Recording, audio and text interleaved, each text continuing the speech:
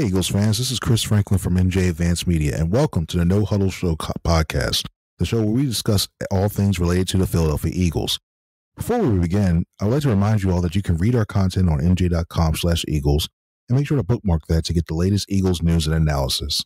Today, I'm once again joined by my No-Huddle Show co-host, Bob Brookover. Caden still has a day off. On this episode, we'll talk about Eagles wide receiver A.J. Brown and his talk with the media, where the Eagles stand heading into the final week of the regular season, and preview their game against the Giants. But first, Bob, how are you doing? I'm doing well, Chris. I just got a text message from you from 7 minutes ago asking me if I'm still good. And I'm still, and I'm still good. Oh, goodness. I'm telling you from the future, everyth's still all right. You know, yes. Everything's from the fine. Right. Some changes, weird stuff going on. Do you have the DeLorean ready?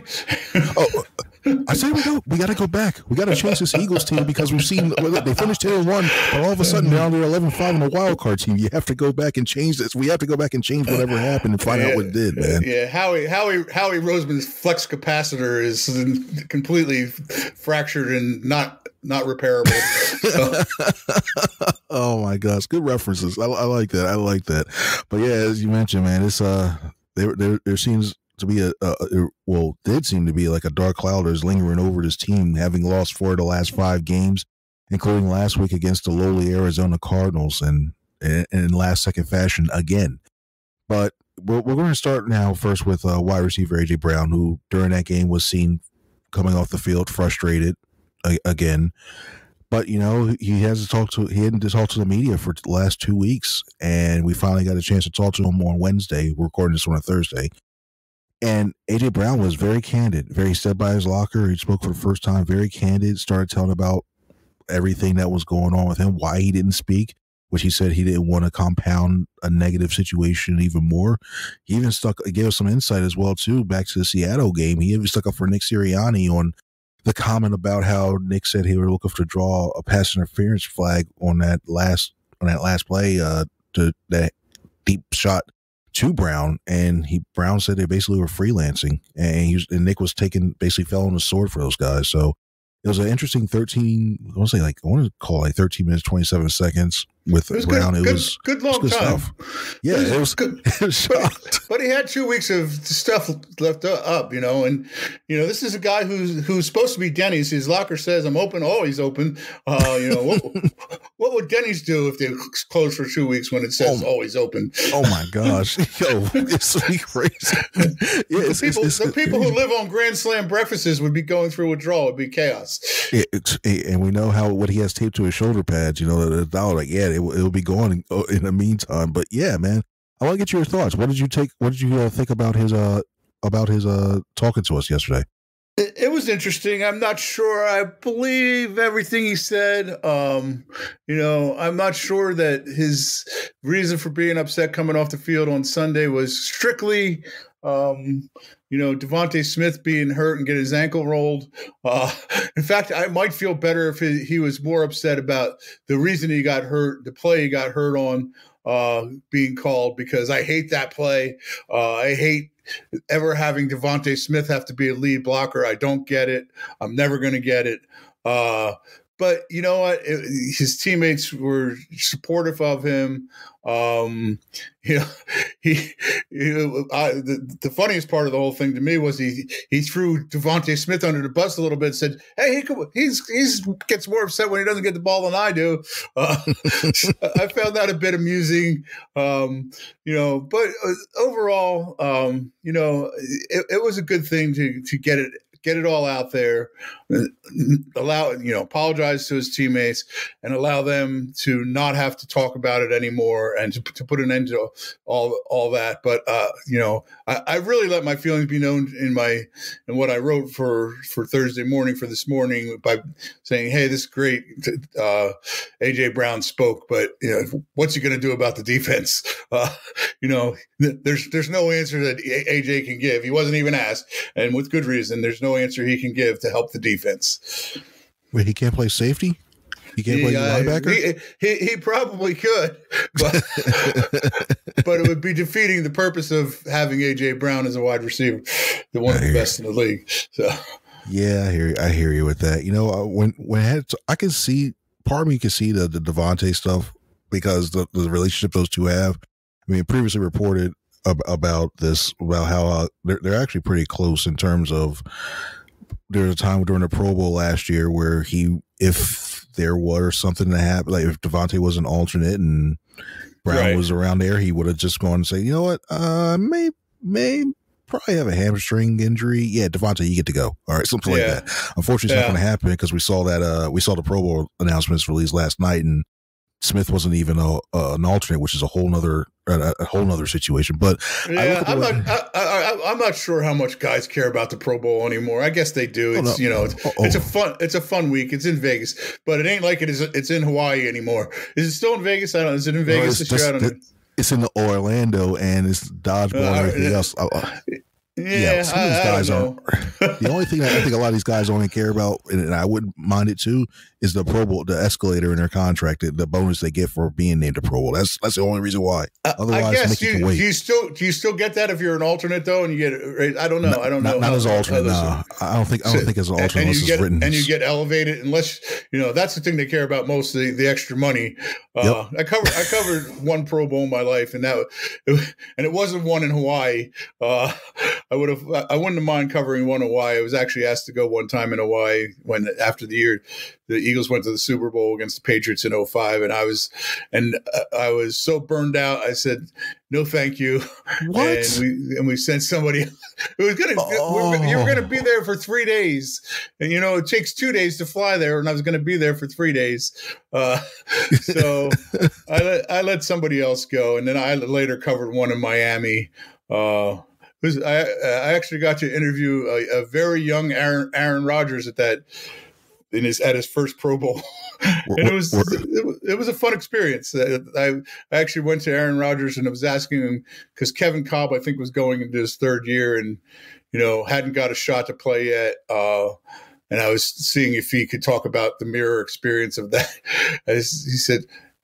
He said, nobody's ever gone through what I went through with Brett Favre. I was like, okay. It was good. Good answer. But anyway, I've got us way off subject. I've taken us off the rails.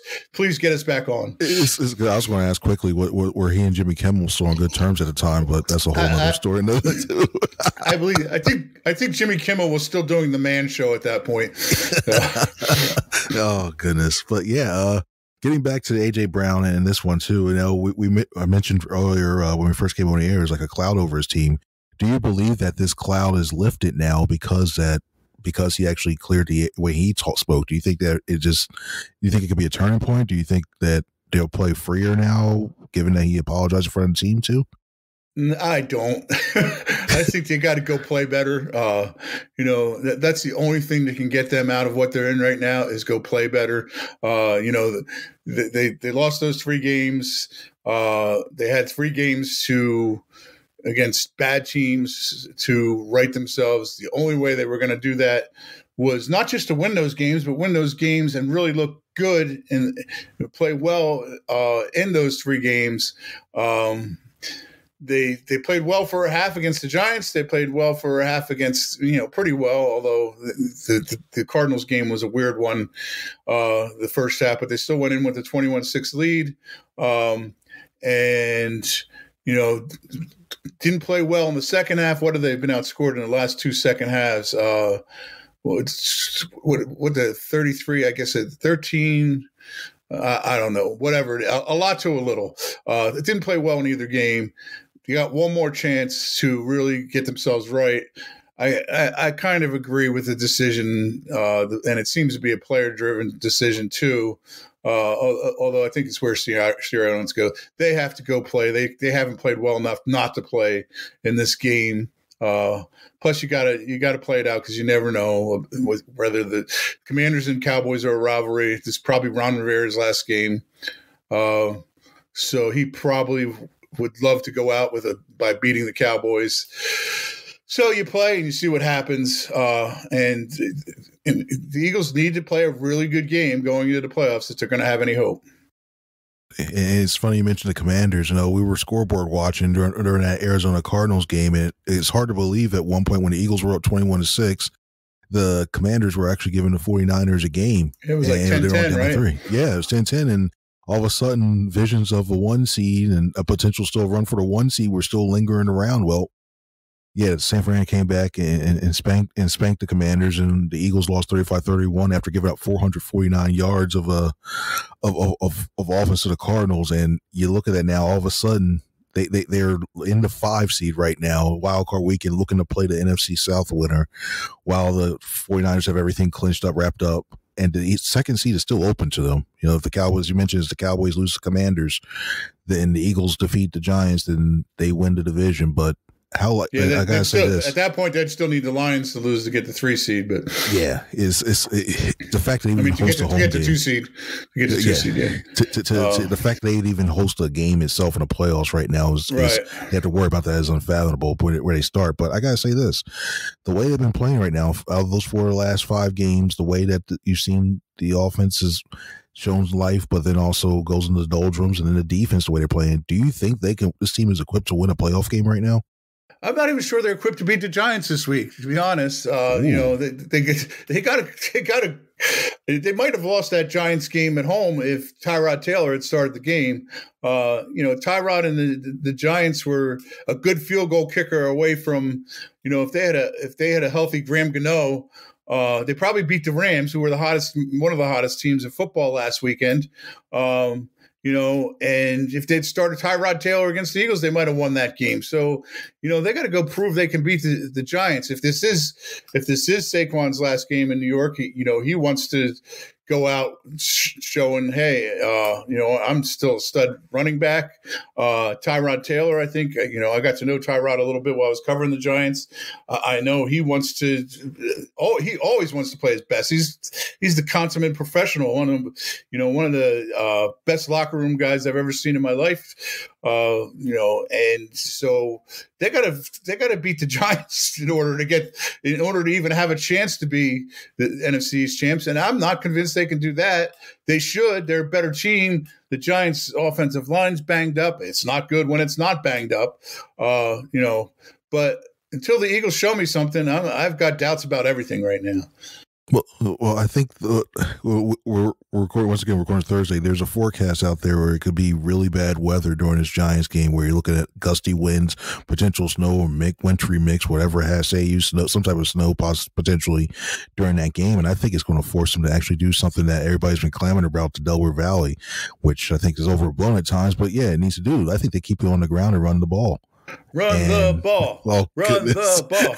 Run the ball. Oh, gosh. You saw that guy that's outside the glass of the press box when he's going for, like, what are you doing, Brian? Why don't you run the ball, Brian? That guy, he's a character in itself. I wish they had a camera down on the area right in front of the press box so everybody could see what we see. And oh boy, it would be interesting. But I think I think this is actually going to force them to go back to their old DNA. I think that's what spurs this change that they have for it, with them really truly focusing on running the ball. I wouldn't be surprised if DeAndre Swift gets about like 25 carries, Jalen Hurts gets another like 5 or 6, and then you throw in Kenneth Gainwell and who knows, I would say Boston Scott, but we barely see them on the field for this. But I think that's what's going to spur this team for a run in the playoffs. I think that's the way they have to play to keep, not only trying to wear down the other team's defense, but to keep their defense off the field, because they're just having too many issues right now. I think that's the best way to go about it. I mean, do you Chris, think they change the offense? I went back this week, and the thing that bothered me was, and it barely gets talked about, but and the thing that triggered in my head was when Nick Sirianni was talking about, Jonathan Gannon took a page out of Washington's book from last year, where they really ran the ball and controlled the football against us, to beat us. I started thinking about that, and then I went back and looked at this season, and when the Eagles were good, what they were doing. So let's go back to week 2 against Minnesota. They had the ball for 40 minutes, 39-28, rushed for 259 yards. Had the following week 201 yards against the Bucs, had the ball for 38-55. Let's go 2 weeks later in Los Angeles, 159 yards, had the ball for 37-55. Against Miami, they didn't run the ball as well. They only averaged 2.9 yards a carry that day, but they ran it 34 times. and controlled the ball for 36-43. Is probably the defense's best game of the season. They kept it, they held the Dolphins to a season low for them. I think 244 yards. And then let's look at the time of possession since then for the Eagles, since that Dolphins game. Lost time of possession against the Commanders in a game they almost lost. Even against the Cowboys in a game they needed to last play. Lost it against the Chiefs, still won. Lost it against the Bills, still won. But then, they had the ball more against the 49ers, but part of that, I think, was the 49ers, could do whatever they want in the second half of that game. But, and the 49ers game is, I think, deceiving because the Eagles controlled the first quarter. I think they had it for like 12 minutes in the first quarter. And then it entirely flipped after that, where the 49ers controlled the ball. Following week against the Cowboys, they had the ball for 23 minutes, rushed for just 23 times, only 18 times against the Cowboys. Seahawks, they did control the ball. Should have won that game. I still think they should have won that game. The Giants, they controlled the ball. They got back to running the ball against the Seahawks and Giants, and running it successfully. They should have beat the Seahawks, beat the Giants, and then this Cardinals game, they got beat at a game that they should be really good at. And I go back and look at that first drive of the game. They had a 3rd and 2, and they tried to pass the ball. Why don't you take control of the clock right away? Why don't you impose your will with the best offensive line in the NFL, or at least one of them? I'm not sure it's the best one, but it's certainly one of the best. Pro Football Focus still ranks it as the best offensive line in the NFL. Impose your will with your offensive line. Yes. So to your point, yes, you're right. They need to control the football, control the game, control the clock. Hey, sorry for my rant. Good, man. No, that was a good rant. No, it was very informative. No, it was a good one too. I'm all about that pistol action. When they run out of that, it makes teams force them to respect the run more. So, hey, they do that more and more. I think they come out there, and I think that's their best chance. And also, I think they're a really good run between the tackle team. It's a strength for this team. I don't know, but you don't see it a whole lot. So. Especially when you have a first alternate in Kelsey on the Pro Bowl. You got Landon Dickerson, who's a starter, not a starter, but he's basically he made the Pro Bowl on the roster already. And you got Jordan Mailata, who's the third alternate. So you got 3 guys there that are really good on that line. Just they'll move you. They'll go to the second level too. So yeah, it's a lot of fun. Yeah. I feel like we've talked about this so much with this team about running the ball, but yeah, it's always going to live here with Philadelphia, the old school mentality. So hey, you know what? It's always going to be there. Now, I don't think it's an old school mentality. I mean, if you look at the San Francisco 49ers, they have 2 great receivers too, but it all still goes through the running game. That's how they try to beat you. That's how they try to beat you every game, starting with the run and McCaffrey. So. Fair point. Now, I'll even say this right now I'll ask you this right now, knowing that this team saved the Cowboys, say the Cowboys do win against the Commanders and they clinch the division. Who would you rather see? Would you rather see the Saints or would you rather see the Buccaneers? I think the Buccaneers. I think I think the Saints can give the Eagles more problems. I think it's tougher to play in that dome than it is to play in Tampa. I think the Eagles just, they already played them this season too. So we saw that they can match up well and that they can win there. So I would say the Bucs. See, I don't know. Part of me, I just look at Derek Carr, and there's days when he looks like he's he could be a top 10, top 12 quarterback in this league. And then there's other days where you're like, oh wait, I'm a Carr brother, and then he starts turning the ball over left and right, and then you get that. And I know this team hasn't gotten a lot of turnovers besides fumble recovery, stuff like that. Well, Sidney Brown had that 99 that interception return for a touchdown, but I just look at that Saints team. I'm just like, okay, they're primed for like a letdown. I think, and especially since the Buccaneers already seen what the Eagles did. I mean, the Eagles did one, I think it was 23-11, and they had that game that was earlier in the season. I think that they already, Todd Bowles, I have more confidence that the Eagles could beat a Dennis Allen-led defense than a Todd Bowles-led defense again, because Todd is very good at making the adjustments, and Baker just seems to be playing out of his mind right now at times, and I think he's getting confident down there, and he's going to be back next year. So, yeah, I'm worried about the Bucs. You're more worried about the Bucs, huh? Yeah, let's go to this. All right, finally. The thing that both teams have are pretty good defenses. Itself. We mentioned Tyrod Taylor. He's going to be starting the game here.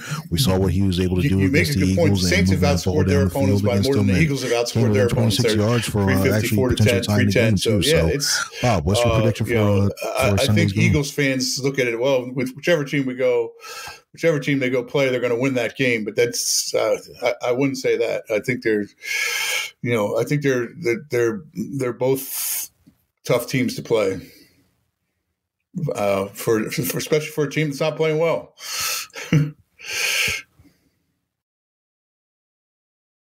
So what do you think about what say you about Tyrod Taylor? Do you think the Eagles win this game, or do you think Tyrod Taylor takes over?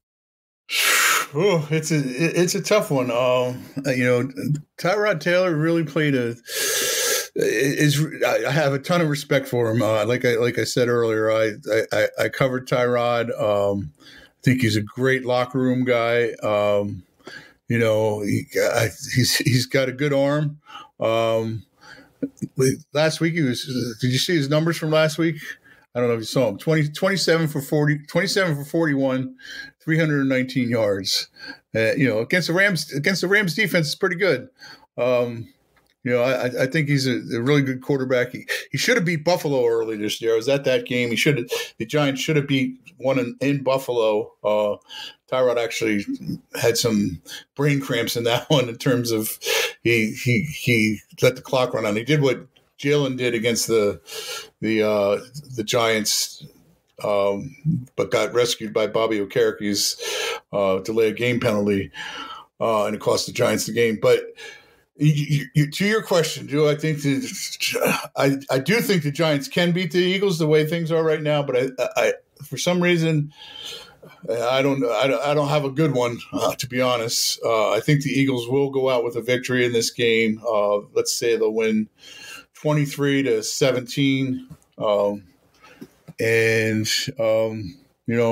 but they will still be the number 5 seed in my opinion.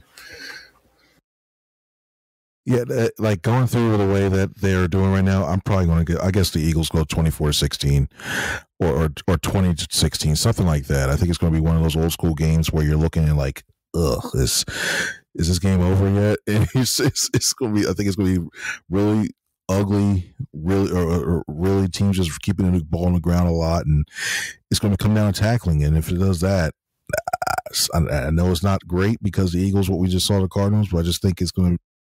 I think there's going to be an increased focus heading into this week on tackling. So I think if they do come away with that, and it's going to be a lot of scoreboard watching by us. But yeah, eventually I think they're going to be the 5 seed, and who knows? I think you and I think we're going to go to Tampa Bay. I think we're going to get to see Frenchies and go around that area. a little Grouper Burger action. That's fine with me. I've got experience at that. Good to that. Well, hey, Bob, I appreciate you. Hey, same here, man. You can never go wrong with a good food around there, especially around that Frenchies area, man. Absolutely. Anybody who hasn't been in Clearwater, yeah, it's a good place to go to. It's fun. It's fun. Well, Bob, I appreciate you. Thank you very much. It's good. Always great doing this with you. Caden will be back for our next episode as well, too. So for Bob, for Caden, I'm Chris. Everybody have a good one.